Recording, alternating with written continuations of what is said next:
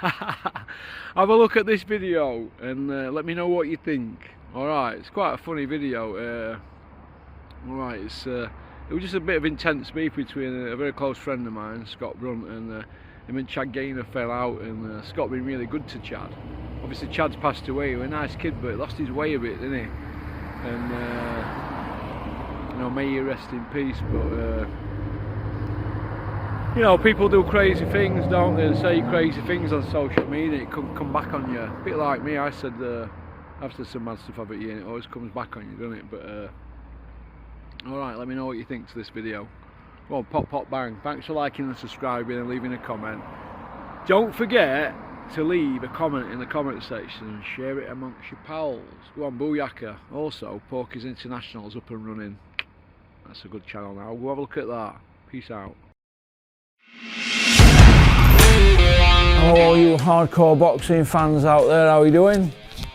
Big Porky here, the voice of hardcore boxing, and I hope you've subscribed as well, or I'll be coming to pay you a visit.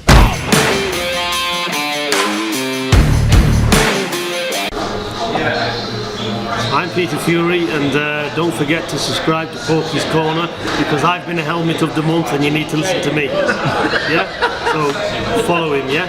And get the fella some followers up, for Christ's sake. He wears his heart on his sleeve, he's a good man, Russ. So follow Porky's Corner, he says it as it is, and you know, I appreciate the helmet of the month, Russ. No problem, thank you very much. You're welcome, mate.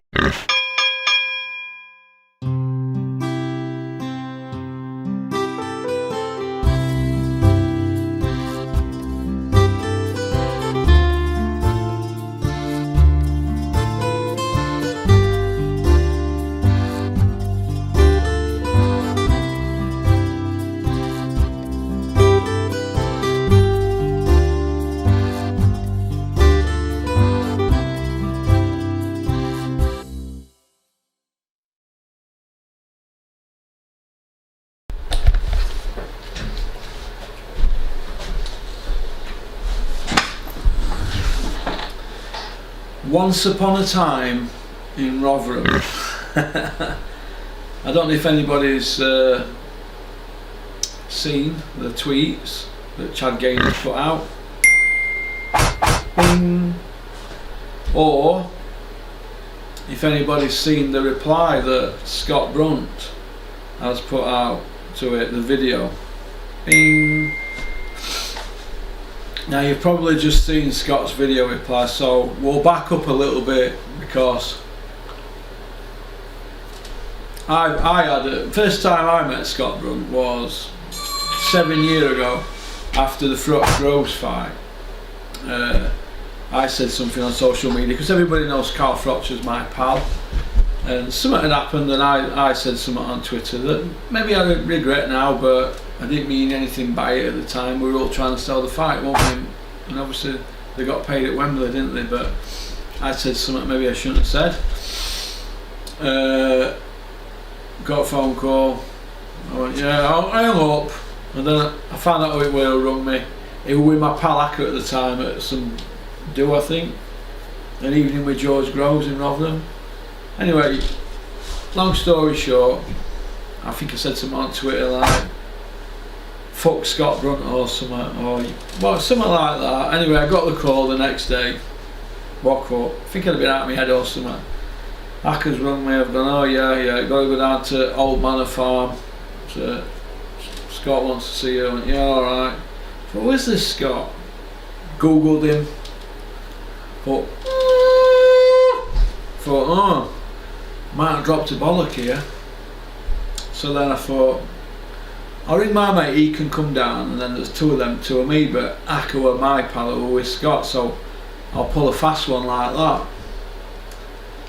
Ring my mate, I said, yeah, I might have a bit of beef with this guy from Rotherham. He goes, yeah, well, let's sort it out. I said, yeah, let's do that. Oh, is it, Russ? I've gone, Scott Brunt. He's gone, oh, I've got to take our last Sainsbury's. I've gone, you what? He's gone, I've got to take our last Sainsbury's. I goes, oh, whatever happened to friends to the end? And, you know, like Chucky. I've got your back, Porky Russ. Friends to the end. So I thought, not good this, I'm on my own here. So then I've rung somebody at the time who were a world champion boxer. He's gone, all you do, you just relax, don't burn up nervous energy. I've gone, right, it's all in breathing, innit? So jumps in my car. At the time I had a BMW coupe. Thought, I'm not going to go down in this just in case that happens, because I'd had it re-sprayed at the time. I had an M-pack on it and lot. I thought, no, I'm not going to go down. So it could end up on top. I could end up with it tipped upside down. Or I could end up paying a fine and losing it. So I've jumped to my missus's car at the time, which were a Renault Laguna estate. Now this is a true story. You can ask Acker or Scott. Because on Laguna estates you can put a really wide pramming, because I had twins at the time, twin buggy. So I've gone down in that. Thought if this gets wrote off, she'll have to get on bus. And I've still got my car. So I've gone down, I've pulled down Manor Farm, I've pulled in, and I've looked at right, and they were parked near gate, brand spanking new M3 BMW metallic black. So I've gone like that, thought, oh, fucking hell. Could have dropped a massive Balakia. Could have dropped a big one here, Russell. This could be one of your biggest that you've dropped. So I've pulled up, I thought, well, I'm not going to pull outside then, I'll pull right up in front of entrance to restaurant, pub, where cameras are, and people outside, and I thought, be alright here. So I get outside of the car, looks up, he gets out with my mate Acker, he's walking down, it's on like a steep hill, innit? Top off, you see a picture of him, bing, he's got top off, he's jumping up and down, doing all these kicks and all this, and I stood there. Well, I'm cool. Anyway, I'm not going to go into what was said and all that, but I think he ended up chasing me around the car. And we might make it middle anyway. We left it at that. No, we didn't fight or anything like that. And do you know what? I've got on alright with him ever since. But I was always weary of him. And some months after that, there was a show on at Magna. And me and Paul Bullcroft gave Steffi Bull a lift in back of his van. Steffi's in back of the van, I'm in front. Steffi's cousin's driving. We've gone to Magna. Me and Steffi have gone in there. We're at bar having a drink. This is when we were bosom buddies. His cousin's gone home. So we're at bar. Scott Brunt walks in. But Dennis were near me at the time, and Dennis has gone, you look like you've seen a ghost. What's the matter with your face? I've gone, Dennis, you know that guy who come to Conisborough and they were going to kill me? He went, yeah. You told me about him, didn't you? I went, yeah, he just walked in. What are you doing letting him in for? He's a nutcase. He's gone, yeah, Scott, you've met me mate Porky Russ, haven't you? Scott's gone, oh, we've met then. Crushed me hand. So, well, we're going to work together. And we've been alright ever since then. But I were always weary of Scott, and every time I've been out with him I always think you never know if you could say the wrong thing. But he's always been alright with me since then. But when I got arrested on plane going to Dennis's wedding, I had Dennis on phone and he was saying, put airport people on phone, just tell him it's Dennis Thompson's wedding you're coming to. I said, then I spilled a drink on my passport, they're not going to let me on plane. I got through all security. He said, just tell him so-and-so's my pal at East Med, because everybody's Dennis's pal, aren't they? So to cut a long story short, I didn't get on the plane. But Scott said to Dennis that he was gutted that I didn't go, so ever since then I've always thought, you know what, it's not that bad, we've always gotten alright. But that day I could have come unstuck. And what point I'm trying to make is social media, right? You can say something and then you can regret it. Obviously I said that, didn't I? And I could have come unstuck. But probably because I work for Dennis, don't I? And I probably got a pass, didn't I? That's probably more than likely. I probably got a pass because of that. But I did turn up to see him, to Scott, on my own, although I didn't want to.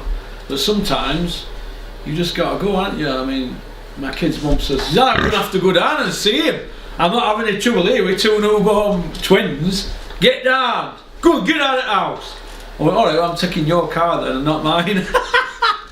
But Scott's alright. Chad Gaynor, I don't know what he's done and why he said that. Scott delivered for Chad, put his hand in his pocket, which he does. He's not tight. If he's out, he'll go bar. He pick tabs up in restaurants and lot for everybody. He's alright, Scott, and people can have wrong impression. Big 6'6", 15 stone, ex-kickboxer and all that. He don't suffer fools gladly. I've heard a few stories he's had tear-ups and that. Can kick seething out in here if you come in here if you want. So you're in a lot of trouble with them sort of people, aren't you, if you want to mess about with them people. But I would have loved to have seen Scott's face when he got that stuff that Chad Gaynor's put out, because I know what would have happened. He would have got up like that, draw up her, hands tied up, bump bump bump, 6 o'clock in the morning at Chad Gaynor's house. That's what's happened. Now Chad he's let his send down a bit there, hasn't he, because after my first met Scott, I arranged for a camp and he was going to pay for everything for Navran Suri. We were going to fight Beefy Smith. A lot of people might remember some years ago. Scott were paying for all camp in Tenerife. I think Chad Gaynor might have been going out there as well. And that's not, he puts his hands in his pocket. He's a bit like Dennis. He loves boxing, doesn't he? Look, you know, in boxing you lose money, right? But people love it, don't they? Like to be involved. So I think he's given Chad a job. Are they on railways? Because Scott's got contracts with British Rail or whatever, rail people. I don't know about rail tracks and everything. He's got contracts and that. I think he's given him a job. He's looked after him financially. I think he's been right with him. I think he got knocked out in a Dave Caldwell show. I think Scott took his mum to hospital and they went to hospital and everything, blah blah blah. I think Dave Caldwell's done well for Chad Gaynor as well, and I always dig Dave out, don't I, because he's a Sky Company man. But I know Scott's done well for Chad, and I think that it's quite sad, isn't it? Sometimes you shouldn't bite the hand that feeds you, and it's a little bit, and I don't like to bring this up, it's a bit like Dennis with Liam Cameron. Liam, you've blocked me on WhatsApp. Am I bothered? Yeah, I am bothered, Liam. I'm not going to say I'm not bothered. I thought you were a bit better than that, Liam. But then again, Tommy Franks blocked me, hasn't he? Because I said that he didn't want to fight Sonny Edwards. So boxers shouldn't be insecure, but they shouldn't also bite the hand that feeds them. It's a tough enough sport, innit? But I don't know. But you've got to give Scott respect. He's gone down to house 6 o'clock in the morning. Maybe John Fury should go round to Mickey Theo's house 6 o'clock in the morning with hand wraps tied up and get this over with, because John Fury's now backed into a corner. He's got to fight that Mickey Fury now, hasn't he, to save face. If he don't fight him, what's everybody? Everybody's going to be going to John Fury every show he goes to and say, why didn't you fight Mickey Fury? He's got to fight him. And Mickey, you need to sort it between yous. Go meet halfway up M1 or something and get at it in a service station, car park or something. Get at it. Somebody will be there to film it. I'll come and film it. We'll put it on my channel and everybody can watch it for free. I'll tell you what, I'll put it on my channel. I'll come and watch it, and all the money generated on the views I will donate to charity. How's about that? So Spencer Brown, pick up the phone. Chad Gaynor, if you want to get your version across, pick up the phone. Scott, if you want to come on channel, pick up the phone, give me a ring, you've got my number. Is the lockdown driving everybody crazy? I think maybe it might be sending a few people nuts. I think it might be, yeah. But I feel for Scott in this situation, but I would have loved to, I've spoken to some of our pals this morning, I would have loved to have seen his face. Because like I've just said, hands wrapped up, straight away to the door, no messing about, and that's how it should be, innit? But it is what it isn't it? So, but I don't know, Scott's a big cuddly bear, innit? He's soft as shit if you get to know him. But you know, if you look at his appearance, yeah, and him strutting around nightclubs in a tight t-shirt, you might think you'd be gulping air like an owl. Be like that. But I mean, could you imagine if you wanted to chill out at home and have a bit of a party on your own and you'd had a bit of beef with Scott Brunt? You'd be like, I don't like wanting you out the window. You know, looking through blinds, every little sound that you hear, woo, woo. You know what I mean? But like I said, Chad, you don't have to sit in house, barricaded in, filling your nappy. Squeaky bum. Get the phone picked up. Just do what I did. Sometimes you've got to gulp air and go, do you know what? I'm out of order.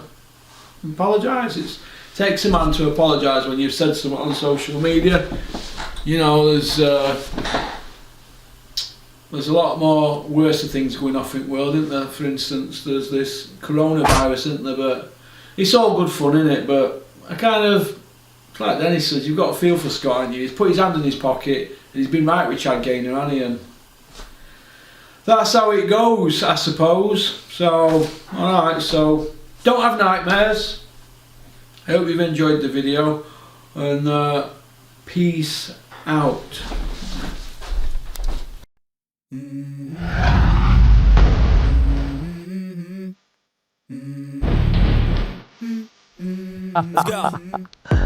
like that one, didn't you? Right, first of all, I just want to say thank you very much for liking and subscribing. It means a lot to me. We're on this journey together, aren't we? So anybody got any ideas for the channel, fire them over to me, porkycorner@mail.com. Alright? Shout out to Innovation Alloys and South Yorkshire Packaging. Alright? Don't forget to subscribe, keep on trucking.